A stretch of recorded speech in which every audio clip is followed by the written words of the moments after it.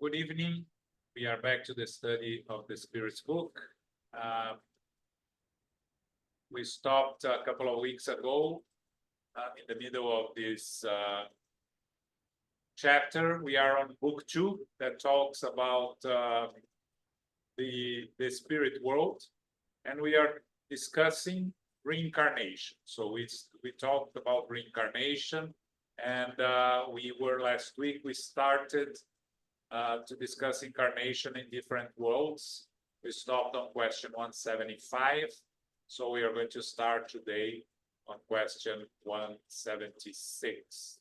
Okay. Philip, can you read for us? You are on mute. Yes, you need to unmute yourself.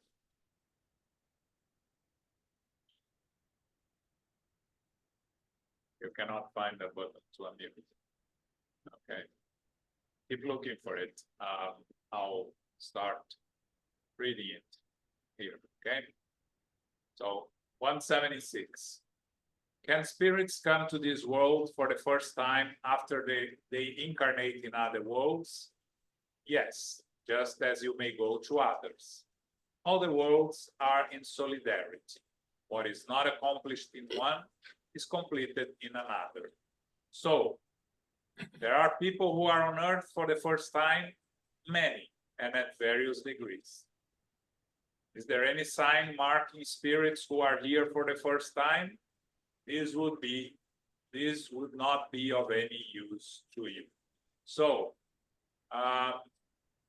when we're talking about incarnations in different worlds, the first thing we need to understand is the spirits tells us that the whole universe is inhabited by spirits, and that spirits do not belong to a particular planet, one or another.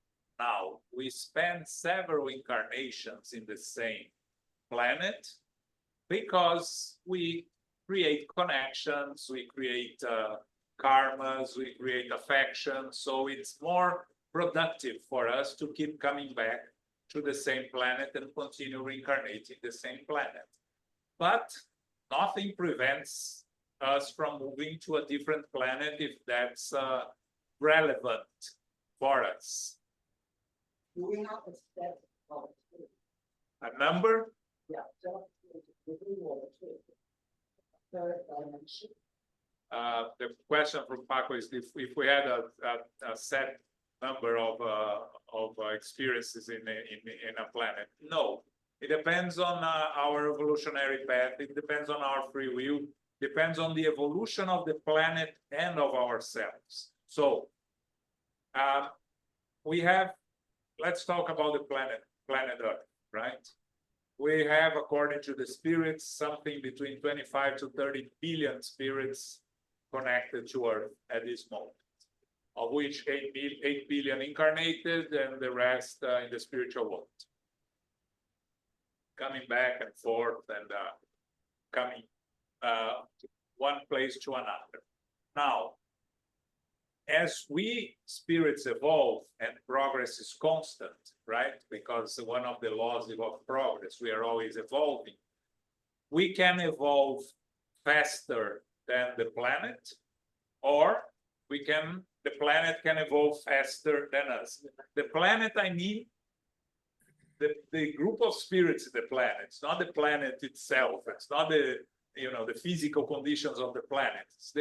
We make the planet. We, the spirits that are here, make the planet. So if the 28 billion people progress faster than myself and a group of other spirits, I can no longer come back here because I will feel out of place.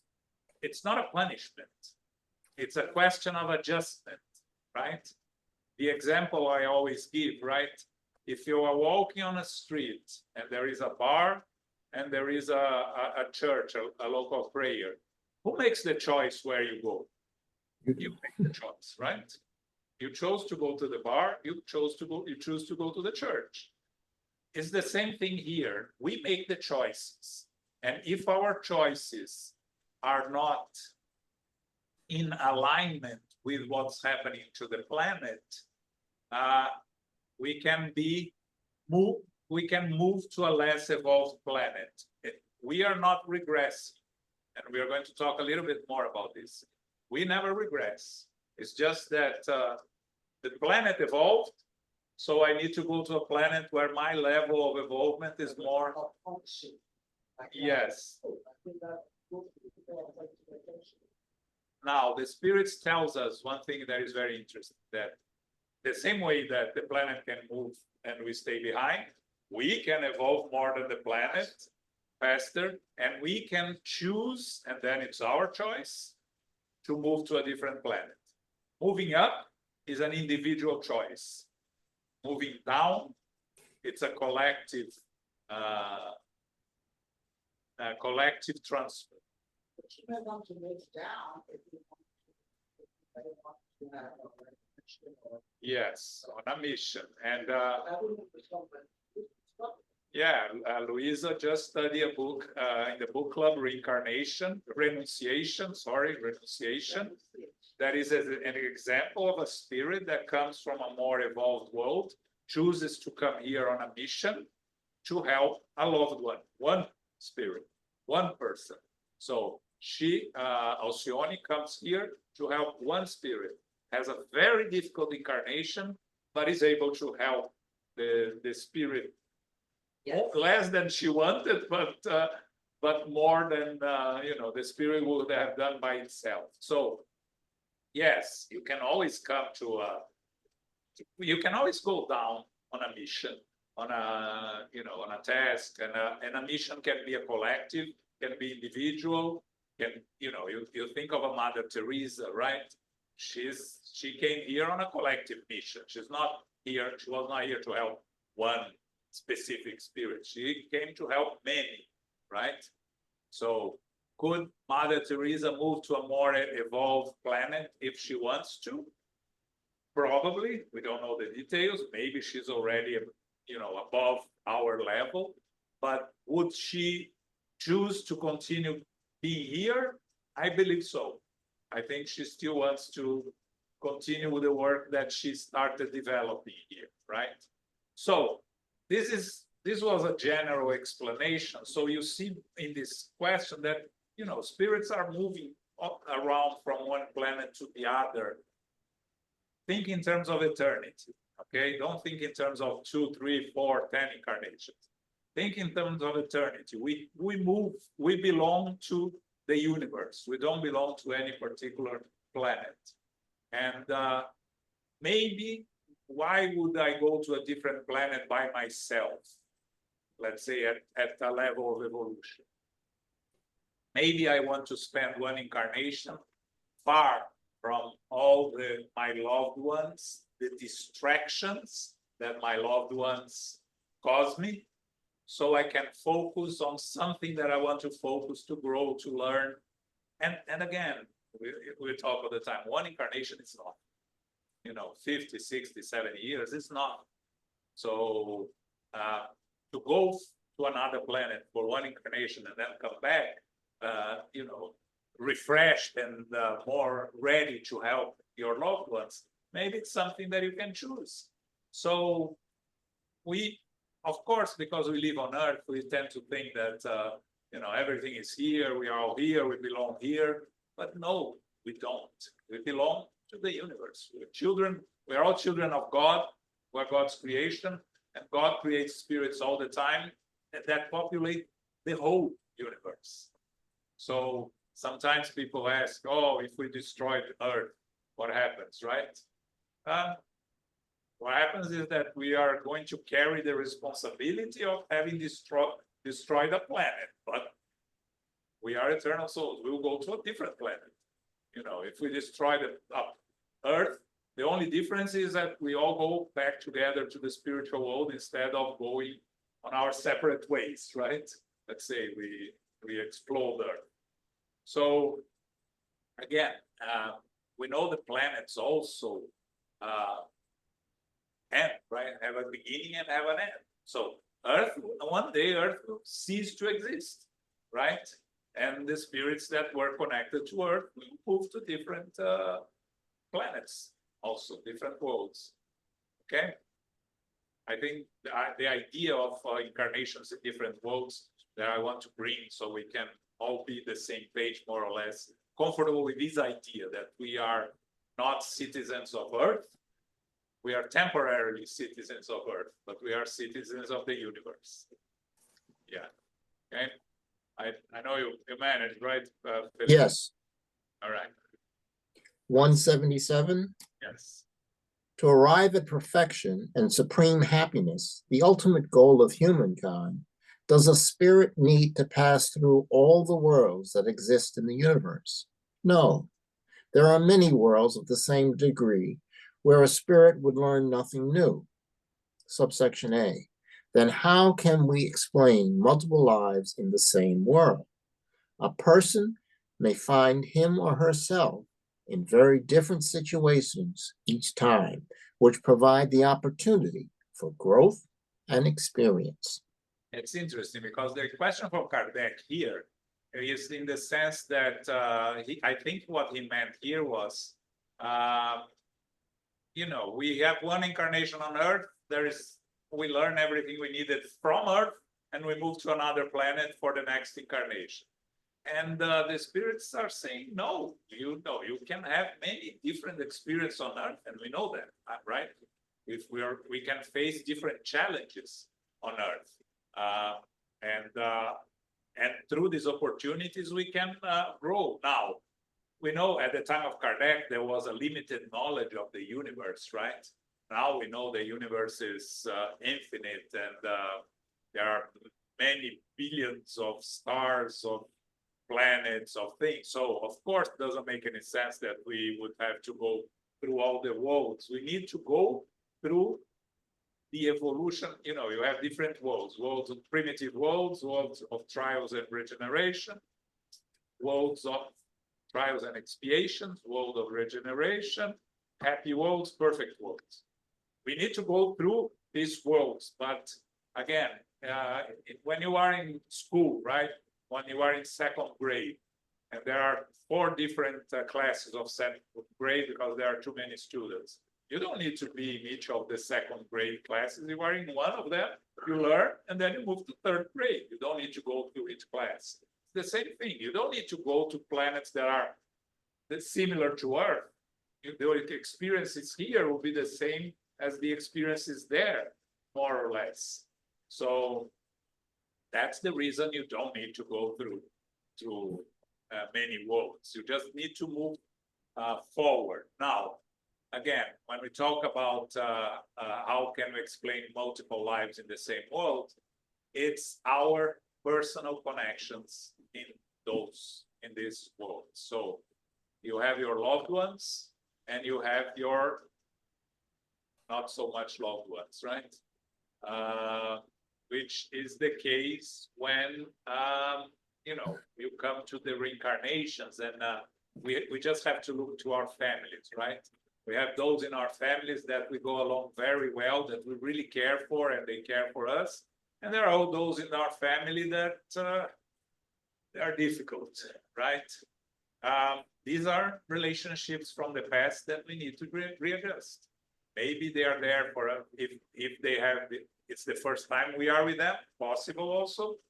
They are difficult ones that came to our family, so the family can help them, or more likely, they are our personal problems from previous incarnations that we need to readjust. And if we don't, what happens? Nothing much, just we postpone for another life. You know, until we solve the question, we will need to find a way to do it. And it's a two-way street, right? You know, if I don't like Elmo and I want to fight with him, but he doesn't fight back, it's my problem. It's not his problem. It's, you know, he moves on with his life. If I carry on, this is a problem that I have to solve. And this is important when we talk about difficult relationships in our families. We need to do our part. We need to solve our side of the equation. The other side can try, but we cannot force people to to change, right? So that's why we keep coming back here to Earth, because our loved ones and not so much loved ones are here. So we need to we want to be with them, we want to help them, and we want to be helped by them, and so on and so forth. Okay. 178. Can spirits live in a world that is inferior to the one in which they have already lived? Yes, when fulfilling a mission to advance progress. In this case, they gladly accept the trials of such an existence, because these provide them with a means to advance. Can this also occur as a means of atonement? Can God send defiant spirits to lower worlds? Spirits may remain stationary, but they never regress. Their atonement is not advancing, and by having to restart their squandered lives under the conditions best suited to their nature. Who is forced to restart the same existence? Anyone who fails to fulfill a mission or endure a trial. So we talked about a little bit about this, right? So a spirit can live in a world that is inferior to the one in which they have already lived, on a mission or on atonement, right? There is this knowledge of the spirits that emigrated to Earth between 10 and 15,000 years ago from the constellation of Capella, right? A group of spirits that incarnated, especially in Egypt and in where is Iraq today, and a little bit north in Europe and in Asia, 4 different groups. Emmanuel describes them in the book On the Way to the Light. And you can see that where we clearly see it is in Egypt, right? Suddenly they had this technological advancement of building the pyramids and all the culture that they brought. Before that, we living here on Earth, or the spirits living in Earth, would live only, they moved from nomad to agriculture, right? But barely started surviving agriculture.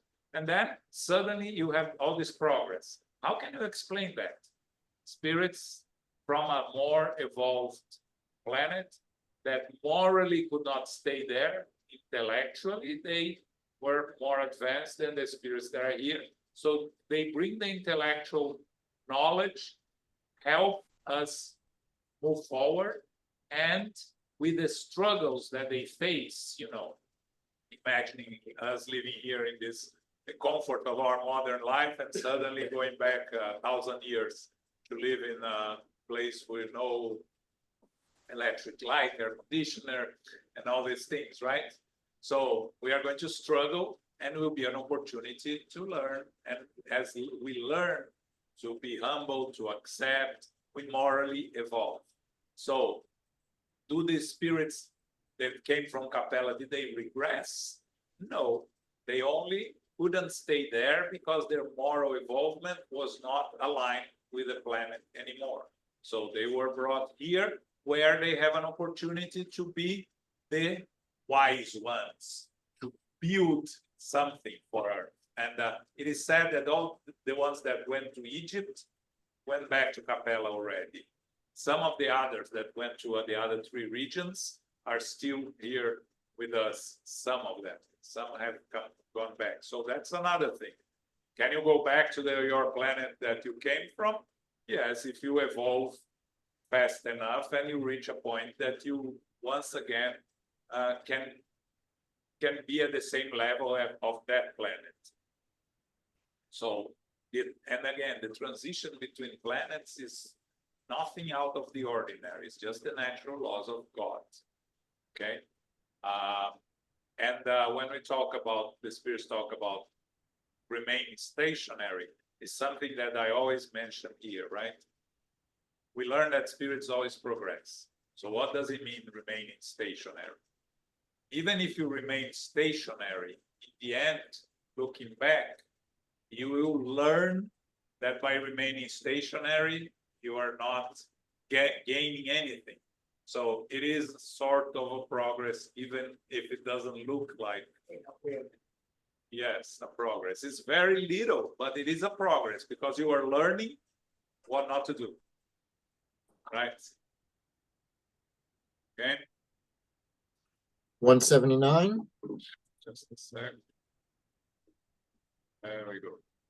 Have all the beings that inhabit a given world arrived at the same degree of perfection? No. Just as on Earth, some are more advanced while others are less advanced. We all progress at different paths, right? So it's an individual evolutionary journey, and we are not going to arrive at the same time at the same place. We are all individuals, so each one of us will advance at their own path. See how long we stand this. We will evolve our own path, and as we move, you know, if we evolve again more than with the planet we're living in, we have opportunities to go to a more evolved planet, like, you know, in college. You go to college, and if you apply yourself and you become much better than your peers, you can jump some steps forward, right? And leave behind those that were started with you. Does some of us have more potential or advancement than others? The potential is the same because we all created equal, right? Now, we are at different levels. So what we do with our own resources, it's upon each one of us. Depends on effort, depends on willingness, and yes, and sometimes also depending on where we are, the conditions of our surroundings, right? Because sometimes we are in places as opportunities for us to learn and to grow, but places that are more difficult for us to learn and to grow because of our own issues, right? Circumstances. Yes, circumstances that makes it more difficult. But if you survive that circumstances, we will of course have more merit. Well, the potential is given to everyone. It is given to everyone. Is it of the yeah? God is eternally just, eternally just and good, right? And just before good, actually, right? Because justice is for all.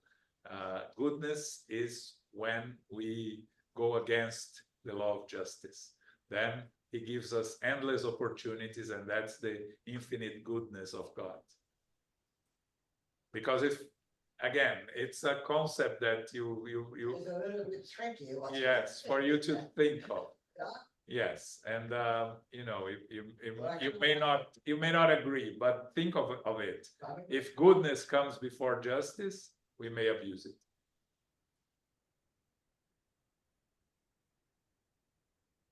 Let's ask you for justice. We may have to justice first. Yes, the law is justice, right? The perfect law is justice. If we deviate from the law, then God's goodness allows us endless opportunities to find back the right path. God does not punish. No, Yeah, we are the ones that punish ourselves with our own guilty consciences. Exactly. We face up to our responsibility and given consequences. Yes. God doesn't get angry at us, right? Because it's perfect, cannot get angry, right? If God got angry, it wouldn't be perfect, right? Okay. But sometimes I wonder, why do we attribute those human emotions To God? to sentiments, really? Because is that, you know, that morphic, is that a word? Yeah. Morphic, instead of projecting those human emotions and needs and feelings and thoughts, It's a force that's basically, we don't know, it's not a force. Yeah. Am I making sense? The thing is, because we don't understand God, Exactly. and it's way beyond our abilities to understand, we try to bring God down to our level. And if you look at at history, right? The Greek gods, the Roman gods, they were all human-like gods, right? They got involved in fights and struggles. Exactly. Yeah. Because it would make easier for us to understand, to relate. Exactly. To relate to a God that is all powerful, all just, all good, it's beyond our ability to understand. We can't, it's. Well, there are individuals, already, I'm sure that those individuals that are kind of advanced are able to understand it within that frame. I mean, I may not be able to, but I'm sure there are individuals here that should be able to. Yeah, the more we evolve, the closer we get to God, and the more we are able to relate to God in a sense, right? I think that nowadays it's much better than 2000 or 5000 years ago when we were barely learned how to walk on 2 feet, right? Nowadays we can deal with abstract concepts, because to think about God, we need to know how to deal with abstract concepts, right? And to deal with abstract concepts it's something recent in our history of humankind.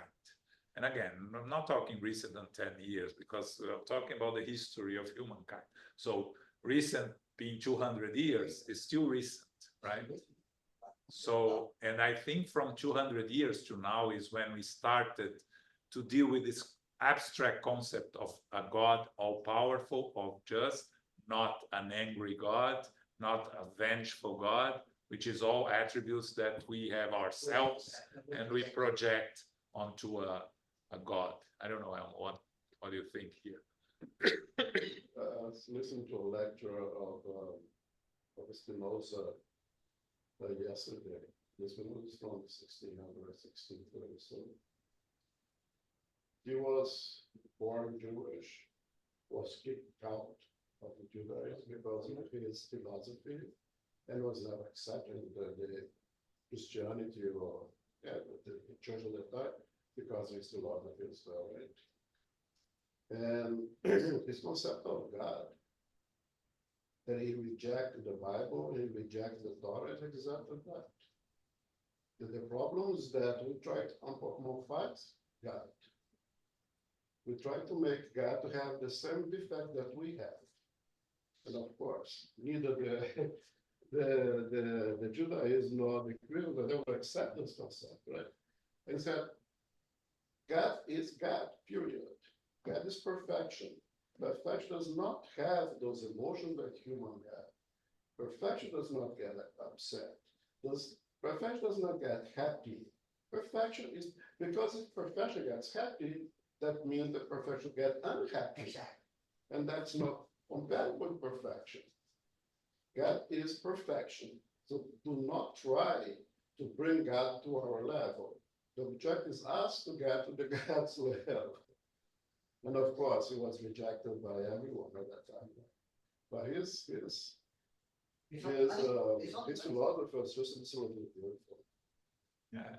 But again, we had these philosophers, and we had some of them. And that's 1630s, I mean.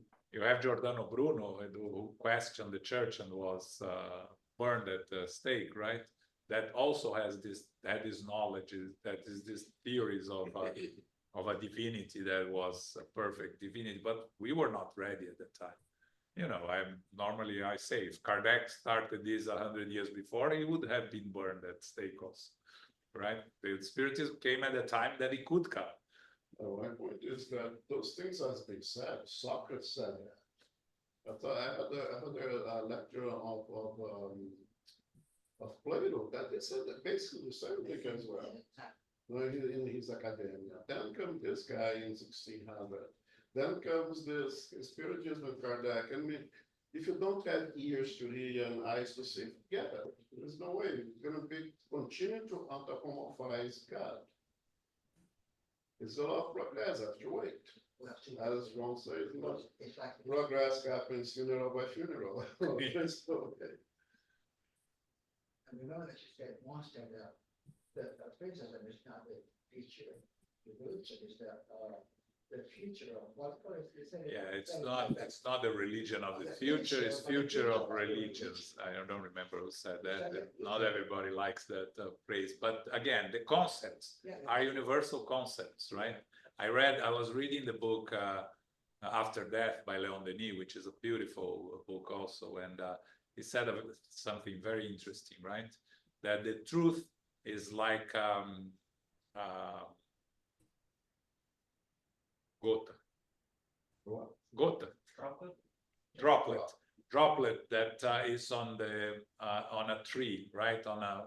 It's when the sun shines on it, it's clean and crystalline. Problem is when it falls to the ground and gets dirty, right? That's what religions do with the truth. The truth is everywhere, but when it comes to our level, we contaminate the truth and we start distorting the truth. So eventually the truth is out there, is everywhere, right? I was watching a lecture about the Vedas, right? That brought all this spiritual knowledge 40,000 years ago, which is the same that Spiritism still talks, 40,000 years later. So the knowledge was there. So, but at that time, the knowledge was restricted to few, because outside of this few, people didn't know how, not even understood what was said, right? They didn't have the words to explain to people outside of this elected. And elected it's not in the term of isolationism, but in terms of, the rest was not even prepared. You cannot, as Jesus said, you don't throw pearls to pigs, right? What did Jesus want to say with that? Which is a phrase, very controversial phrase from Jesus, right? Too much light blinds the person, right? So you cannot give too much if the person is not ready to receive it. Yeah. So now, Spiritism is the first general knowledge that is available, that came and is available to everyone that wants to access it. Because if you go to the other religions, there is still a lot of dogmas and still a lot of mysteries and things that they don't want they have no explanation, or they don't want to share, right? Before, all the religions have these eternal truths, but they are restricted to very few in all the religions. In Judaism, you have the Kabbalah, right? Which is the secret knowledge of the Judaism. You study the Kabbalah, it's very similar to Spiritism. There is a lot of similarities with Spiritism. You go outside of the Kabbalah, you have all these rituals that the Jewish people still do, right? That were imposed by Moses as a way of survival, and they keep carrying, some of them imposed by Moses, some of them before Moses at the time of Abraham. And they continue carrying it, and they continue following it without knowing why they are doing it, and they don't care. They don't, they don't want to discuss. They just, these are. They go robotically. Yeah. And the other religions is the same, right? You go to a Catholic mass, right? There are a bunch of rituals there that if you ask 99% of the people that are there, I have no idea why. Why do you have to stand? Why you have to kneel? Why you have to go to receive I forgot how is the name? The bread, or I don't know how it's called. There are reasons for all of that, but most people don't know and don't care. Well, as you said, it's progress, because there was a time in which the math was conducted in Latin. Yeah. When not very long ago, right? 50 years ago. Because when I first started going to church, it was in Latin. Yeah. But why was done in Latin, right? Because Be- that's what Rome, the popes. No, because they didn't want people to question and understand. So you talk in a language that nobody understands, and they have to hear, respect. So when you start, we started moving away from religions in general in the beginning of the 19th century, exactly because religions wanted always to force us to follow things, right?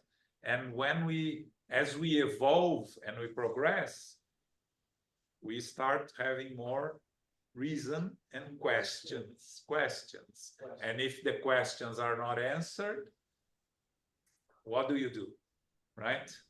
Until the 18th century, if you question, you were exiled, burned, or excommunicated. After that, we started acquiring more freedom. There are still religions today that punish you if you move away from it, that try to force you to do things, right? Because we, as humankind, we are still not evolved enough to deal with it. But things have changed a lot, and they'll continue to change. Again, as Helmut just said, right? Funeral to funeral, we will continue to evolve. We go back to the spiritual world, we come back. We come back to a different planet, to a different world, more evolved, and we get used to it. We rebel, get angry, and then, you know, we face the challenges of rebelling and getting angry, and then we move on. That's be patient. I got it. One day we get up to you. Yeah. You wait for us, Paco. We'll get there. Okay. 180. Do spirits retain the intelligence they have possessed in one world when moving to another? Of course, intelligence is never lost. They may not have the same means of manifesting it, which depends both on their superiority and on the quality of the body they will assume. That's very important, and it's a question that many people ask. Intelligence is never lost. What you have acquired belongs to you, and you never lose it as eternal spirit. Right now, the moral qualities you always bring with you, because the moral qualities are who you are as an eternal spirit. You know, you acquire patience, you will always be patient. You acquire goodness out of your heart, you will always be good. You cannot come here and not, if you are not good in this incarnation, it's because you were not good before. It's not that you suddenly started not being good. Now, the intelligence, it's according to our needs on each incarnation and to our physical abilities to express it. How can we explain that? I always like to use the example of Mozart, right? Mozart was one of the most brilliant musicians we ever had in humanity. Now, the ability that he had, intellectual ability, right? The ability to compose music and play music is an intellectual ability. It's not a moral quality. It's an intellectual quality. What would happen if Mozart came on his next incarnation with the same ability? He would do exactly the same, and he wouldn't do anything else, right? Because I'm a genius in music. Why do I need to do anything else? So much so that you start writing at age 6. Right? Exactly. It's like composing complete pieces at age 6. So if you did bring that from previous experience, you did not learn that in 6 years. Absolutely not. So he brought from a previous incarnation. Now, on the next one, he needs to develop the other aspects of his intelligence. Maybe he needs to be a doctor or involved in, in an area of science, not in arts. He already is developed enough in art. So how he will come? He will love music because it's something that it's him, but he won't be able to compose or to anything because it would prevent him from developing other abilities. Now, you think of people that are mentally challenged, right? They have no intelligence. No, the spirit has intelligence. It doesn't have the means to express the intelligence in this incarnation. For what reason? There can be several reasons, and that's not what we are here to discuss. Could be an opportunity for them to teach others, an opportunity for them to be of help to others, meaning you come here needing someone to take care of you 24/7, and with that, you are going to develop your mother, father, or whoever is responsible for you, the sense of caring, the sense of loving, the sense of dedicating to someone else. So it can be a mission of a spirit coming mentally challenged. Most of the cases it's not. It's someone, you abuse your intelligence, so you come with your intelligence restricted. But the intelligence is never lost. It's just the body doesn't allow you to manifest it in that incarnation. Immediately when you go back to the spiritual world, after recovering the period of transition, you're back to normal self, eternal spirit, right? So that's very important, because this is a very common question that people ask, right? If I learned something, why can't I bring it next life? If I'm genius in math, why can't I bring all the knowledge I have in math? Because if I bring all the knowledge, I'll be a genius in math again, and I won't develop any ability to write or to compose or to paint, because I will be only focusing math again. So you need, for us at our level of evolution, that we don't have the ability to focus on different areas of knowledge according to our needs, we still need to have these experiences. Now, as we become more evolved, as we become more a spirit with more morally evolved, that we will have the ability to come to an incarnation and understanding that despite having all this ability in math, I know that I have to focus this incarnation on the scientific aspects, to study science, because that's what I need, or I need to learn to psychology, or anything, or I need to work my 100% of my time to help others, do social services.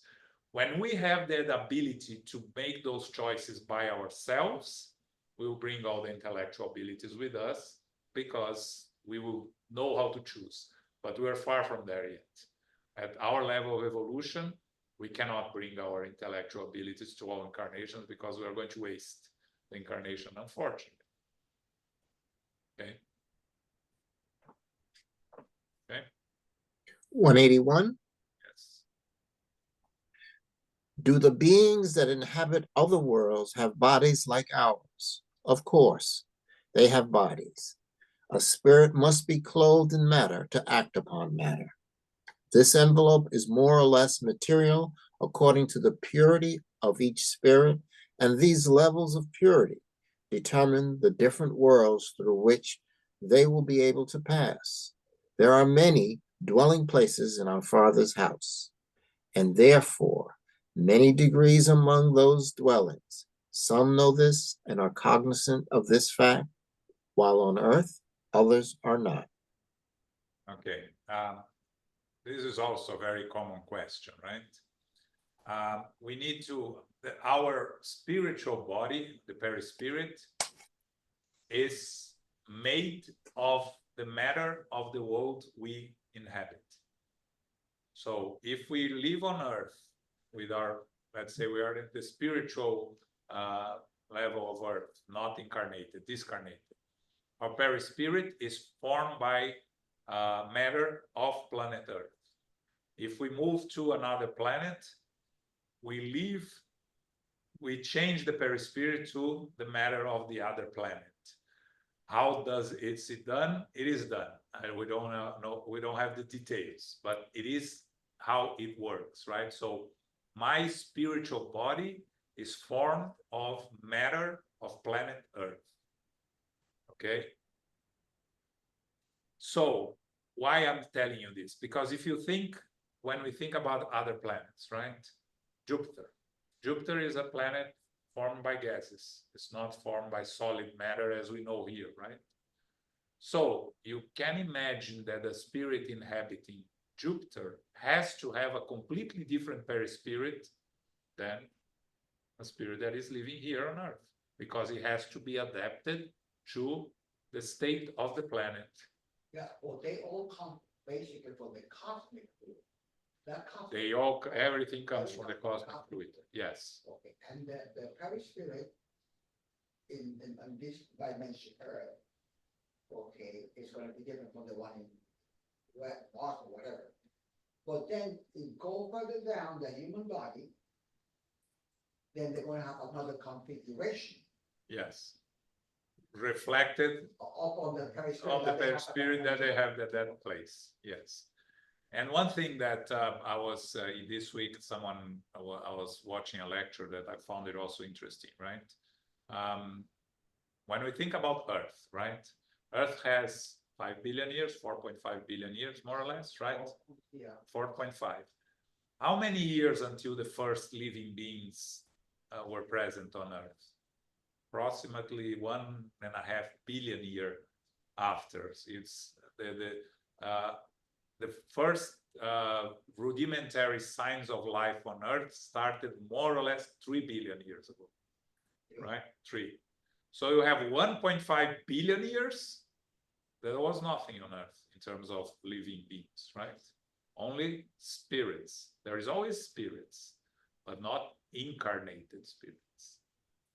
So this applies to all planets and in all dimensions. So to say that Jupiter, Saturn, Mercury is inhabited by incarnated spirits, we don't know. Do all these planets have spirits? Yes. Everything, including the sun, has spirits. But do these planets have incarnated spirits? We don't know.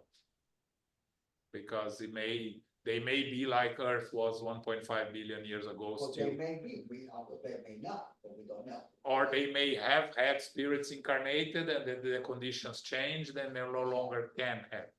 Again, it's just speculation. But the idea here. What is intelligent speculation? It's not just. Yes, it's, again, reason, using reason, It's right? logical, but Yeah. it's not. You know, we like to, one question that is very common is why our telescopes or our Hubble telescope that flies throughout the universe cannot detect lives in other planets, because they have the ability to detect the type of life that exists on Earth, different dimensions. We are here, there are spirits here, we cannot see them, or maybe she can, but we cannot see here, right? But there are. So to conclude that the telescope cannot see spirit, let's say spirits in Saturn, means that it doesn't have? No, it's just that you know, the technologies for Earth, right? Right. Okay. Next one is a very long one. I think. Yeah, we can go there, Philip. 182. Can we know precisely the physical and moral state of different worlds? As spirits, we can only make revelations according to your degree, meaning that we cannot reveal these things to everyone because some are not equipped to comprehend such revelations and would be confused by them. As a spirit is purified, the body that clothes it also approaches the spiritual nature. Being less dense, it no longer crawls on the ground. Its physical needs more refined, and it is no longer forced to destroy other beings to feed itself. At this stage of spiritual development, the spirit enjoys more freedom and possesses methods of perception that are unknown to us. It can see with its eyes what we see only in thought. A spirit's level of purification determines the moral excellence of the corporal beings in which they are incarnated. The animal passions become weaker, and selfishness gives way to the sense of brotherhood. In higher worlds, wars do not exist. There is no hatred or conflict because they are pointless. No one would even dream of doing harm to their fellow beings. Their intuitive foresight and the security resulting from a conscience free of remorse allow them to face death without apprehension.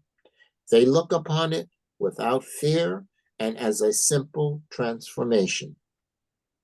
The length of a lifetime in different worlds appears to be proportionate to the moral and physical superiority of each world, and this is perfectly rational. The less material the body, the less subject it is to the torments that disturb corporal life. The purer the spirit, the less subject it is to the passions that undermine it.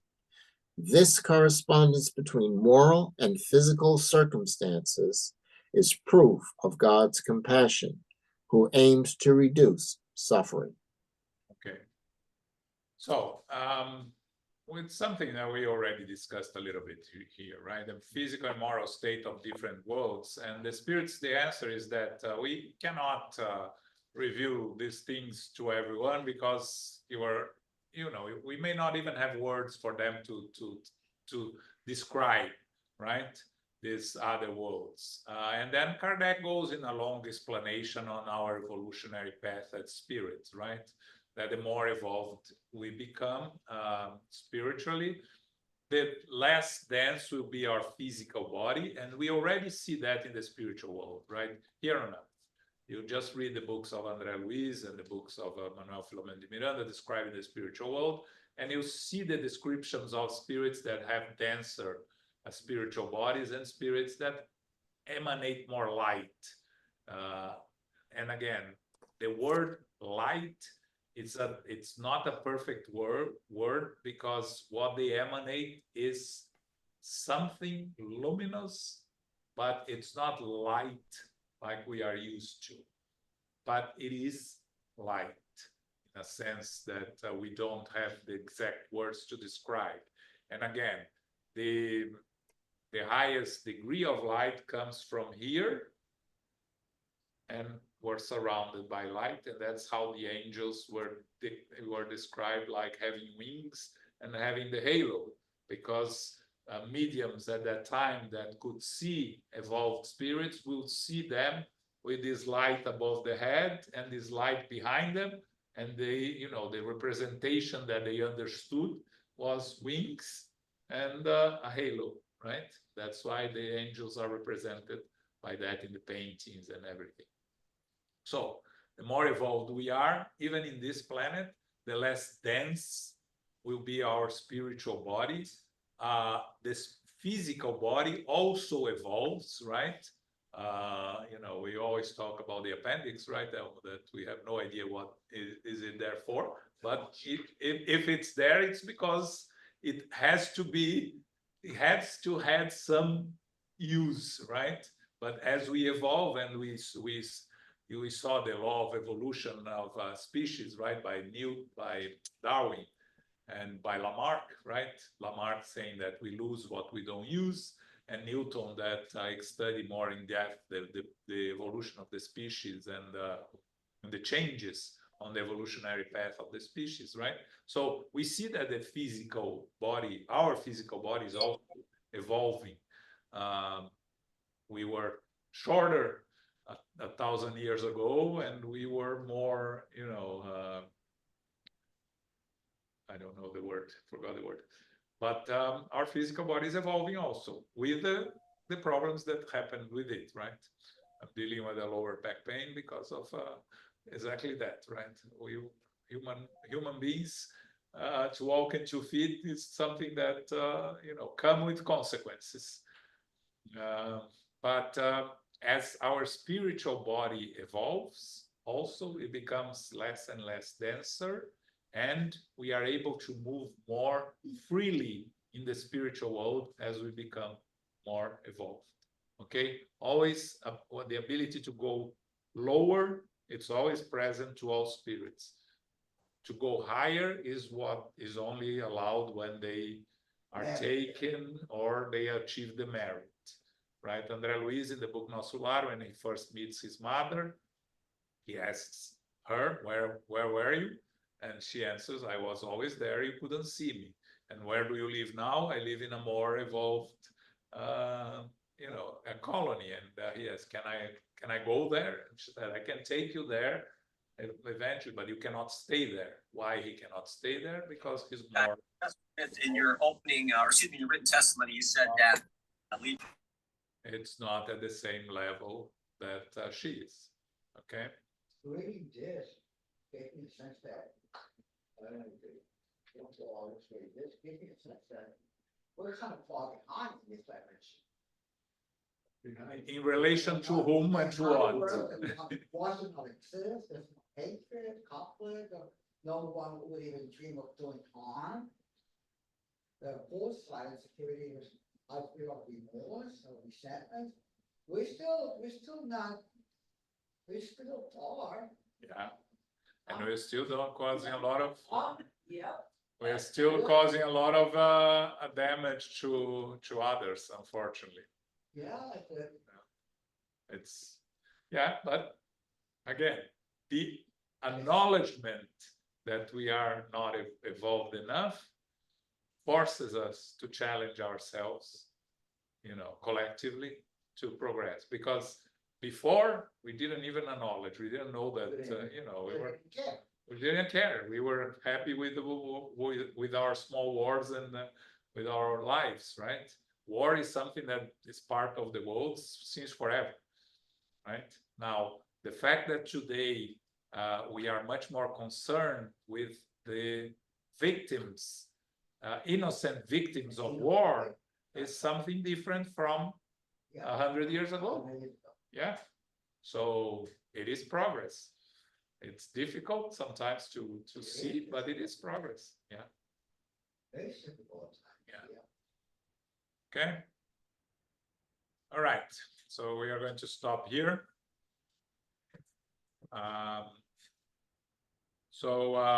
This Saturday we have the lecture by the United States Spiritist Federation at 11 a.m. I'm going to tell you what's the lecture.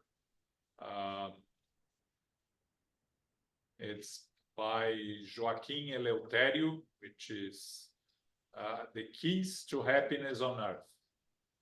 So he's going to talk about we live in an imperfect world. As such, all of us face periods of happiness, sadness, euphoria, and despair. In addition, we are often preoccupied with the future for ourselves, our loved ones, and our planet. Spiritism offers a consolation and suggests a blueprint on how we can all achieve true happiness on earth and beyond. So by Joaquim Eleutério, the theme, The Keys to Happiness on Earth, this Saturday at 11 a.m. Sunday, we are going to study the Gospel according to Spiritism. It's the second Sunday of the month. Okay, and we are finishing this month or not yet? I don't think so, right? Yeah, we're in the final chapter on prayers, but we still, I think we still have a couple of months to go. So